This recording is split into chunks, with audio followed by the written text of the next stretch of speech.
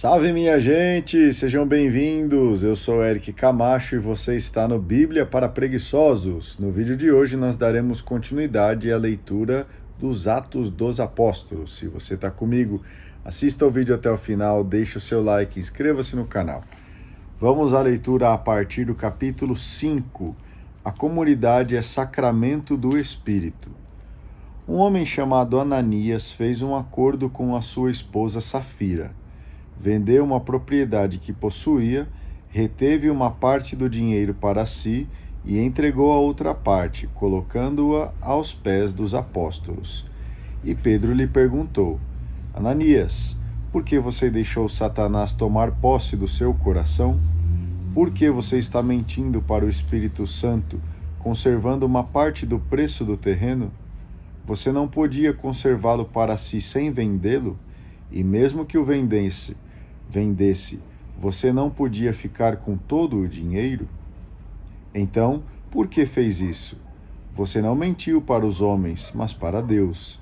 Ao ouvir isso, Ananias caiu no chão e morreu.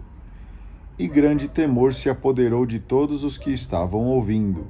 Os mais jovens se levantaram, enrolaram o corpo de Ananias num lençol e o levaram para enterrar. Umas 3 horas mais tarde, chegou a esposa de Ananias, sem saber o que havia acontecido. Pedro lhe perguntou: É verdade que vocês venderam o terreno por esse preço? Ela respondeu: Sim, foi por esse preço. Então Pedro disse: Por que vocês fizeram acordo para tentar o Espírito do Senhor? Veja, os que foram enterrar seu marido estão chegando. Eles vão levar você também. No mesmo instante, Safira caiu aos pés de Pedro e morreu. Quando os jovens entraram, a encontraram morta e a levaram para enterrar junto do marido. E grande temor se espalhou por toda a igreja e entre todos aqueles que ouviram falar do que havia acontecido. Terceiro retrato da comunidade. Muitos sinais e prodígios eram realizados entre os povos pelas mãos dos apóstolos, e todos os fiéis se reuniam em grupo no pórtico de Salomão. Os outros não se atreviam a juntar-se a eles, mas o povo os elogiava muito. Uma multidão cada vez maior de homens e mulheres aderia ao Senhor pela fé. Chegaram a ponto de transportar doentes para as praças, em esteiras e camas, para que Pedro, ao passar, pelo menos a sua sombra cobrisse alguns deles. A multidão vinha até das cidades vizinhas de Jerusalém, trazendo doentes e pessoas tomadas por espíritos impuros, e todos eram curados. Ninguém aprisiona a mensagem de vida. Então o sumo sacerdote, com todo o seu partido, isto é, o partido dos saduceus, ficaram cheios de raiva e mandaram prender os apóstolos e jogá-los na cadeia pública. Durante a noite, porém, o anjo do Senhor abriu as portas da prisão e o fez sair, dizendo: Vão ao templo e lá continuem a anunciar ao povo toda a mensagem da vida. Eles obedeceram e ao amanhecer entraram no templo e começaram a ensinar. Obedecer a Deus e não aos homens. O sumo sacerdote chegou com os seus partidários e convocou o sinédrio, isto é, o conselho das pessoas importantes do povo de Israel. Então mandaram buscar os apóstolos na prisão. Os servos, ao chegarem à prisão, não os encontraram e voltaram dizendo: Encontramos a prisão cuidadosamente fechada e os guardas estavam apostos na frente da porta, mas quando abrimos a porta não encontramos ninguém lá dentro. Ao ouvir essa notícia, o chefe da guarda do templo e os chefes dos sacerdotes não sabiam o que pensar e se perguntavam o que poderia ter acontecido.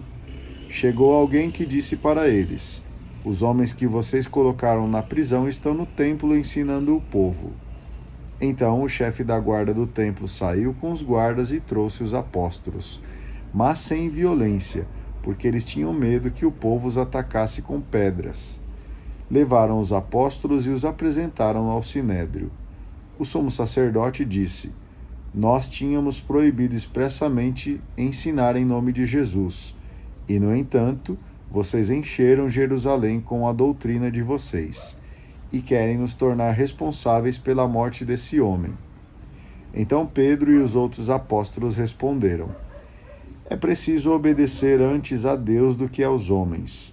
O Deus de nossos antepassados ressuscitou a Jesus, que vocês mataram, suspendendo-o numa cruz. Mas Deus, com sua direita, o exaltou, tornando-o chefe supremo e salvador, para dar ao povo a oportunidade de se arrepender e receber o perdão dos pecados. E nós somos testemunhas dessas coisas, nós e o Espírito Santo, que Deus concedeu àqueles que lhe obedecem. Enfurecidos por essas palavras, os conselheiros estavam decididos a matar os apóstolos. De onde vem esse projeto? Levantou-se então no sinédrio um fariseu chamado Gamaliel. Era doutor da lei e todo o povo o estimava. Gamaliel mandou que os acusados saíssem por um instante. Depois disse: homens de Israel, vejam bem o que estão para fazer contra esses homens. Há algum tempo atrás, apareceu Teudas, que se fazia passar por uma pessoa importante, e a ele se juntaram cerca de 400 homens. Depois ele foi morto e todos os que o seguiam debandaram, e nada mais restou.